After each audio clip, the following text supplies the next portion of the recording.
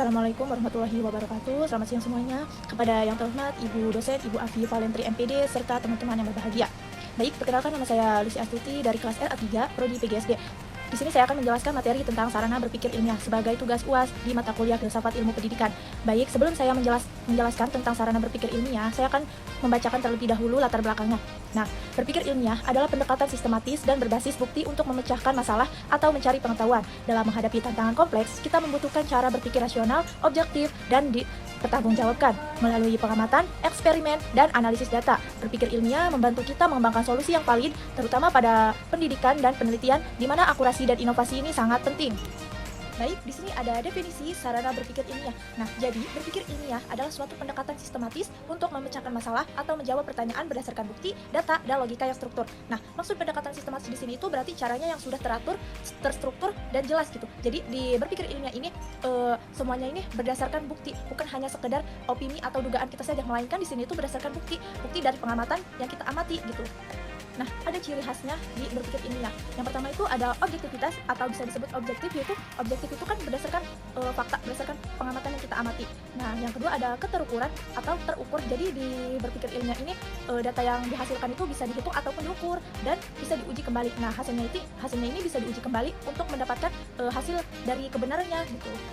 Baik, selanjutnya ada proses berpikir ilmiah. Yang pertama ada observasi, mengamati fenomena atau masalah yang ada. Nah, observasi itu kan adalah sebuah pengamatan, cara kita mengamati tentang sesuatu yang terjadi. Yang kedua ada formulasi masalah, menyusun pertanyaan atau masalah yang akan dijawab. Nah, formulasi masalah atau pertanyaan yang ingin kita jawab. Yang ketiga ada hipotesis, membuat dugaan sementara atau solusi yang mungkin. Nah, hipotesis itu yaitu dugaan sementara yang hasilnya itu bisa diuji kebenarannya. Yang keempat ada eksperimen atau observasi lanjutan, mengumpulkan data melalui eksperimen atau pengamatan. Nah, melalui eksperimen atau pengamatan ini kita bisa mengumpulkan datanya. Nah, yang kelima ada analisis data, menganalisis hasil untuk mencari pola atau kesimpulannya. Nah, tadi kan kita sudah melakukan eksperimen untuk mencari datanya. Kemudian kita sudah mendapatkan datanya, kita analisis datanya untuk mencari sebuah kesimpulannya. Nah, yang terakhir tentunya di setiap proses itu pasti adanya kesimpulan.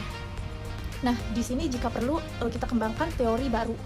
Oke, selanjutnya ada ciri-ciri berpikir ilmiah. Nah, yang pertama itu ada objektif berdasarkan fakta, tidak dipengaruhi oleh bias pribadi. Nah, seperti yang sudah dijelaskan tadi ya, objektif itu ya semuanya itu berdasarkan fakta, berdasarkan tentang pengamatan yang kita amati gitu. Nah, yang kedua ada rasional berdasarkan logika dan alasan yang dapat dipertanggungjawabkan. Nah, berarti di berpikir ilmiah ini kita diharuskan berpikir secara logika. Nah, secara logika itu seperti apa? Nah, kayak misalnya jika turun hujan, jalanan itu pasti basah gitu. Nah, tidak mungkin kan kalau misalnya habis turun hujan, tetapi si jalanannya itu kering, tidak basah gitu. Itu berpikir secara logika.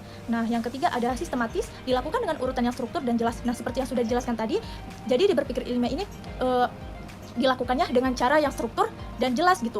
Nah, yang keempat ada kritis, mampu menilai dan mengevaluasi informasi secara mendalam. Nah, berarti di berpikir ilmiah ini kita diharuskan untuk berpikir secara kritis. Untuk apa? Untuk kita itu bisa lebih mempertanyakan atau menganalisis semua informasi yang kita dapat gitu.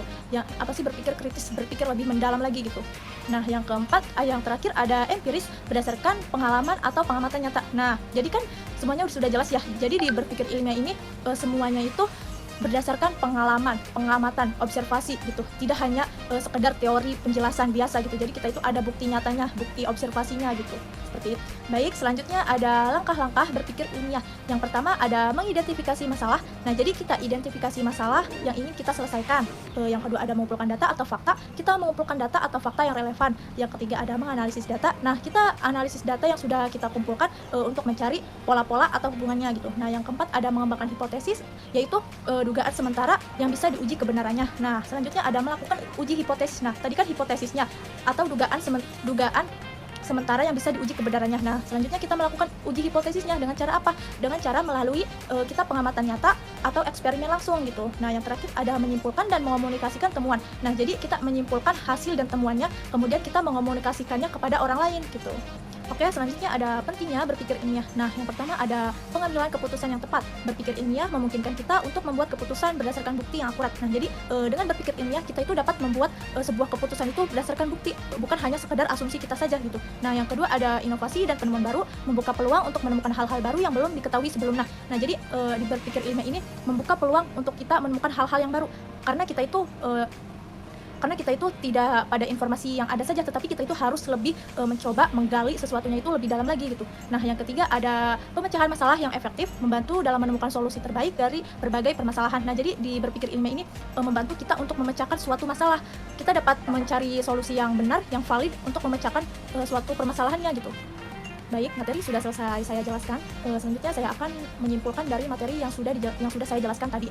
Jadi kesimpulannya itu berpikir ilmiah adalah suatu pendekatan yang sangat penting untuk menemukan solusi yang valid dan objektif terhadap masalah. Nah, jadi berpikir ilmiah itu sesuatu yang benar, yang objektif untuk menyelesaikan suatu masalah. Karena apa? Karena dilakukannya itu berdasarkan bukti, berdasarkan pengamatan langsung gitu. Nah, terus diperlukan pelatihan dan pemahaman yang mendalam untuk menguasai proses berpikir ilmiah ini. Dan dalam setiap bidang ilmu, berpikir ilmiah dapat membawa kemajuan yang berarti. Nah, baik, cukup sekian presentasi atau penjelasan materi dari saya. Kurang lebihnya saya mohon maaf karena saya juga masih dalam tahap pembelajaran. Wabillahi taufiq.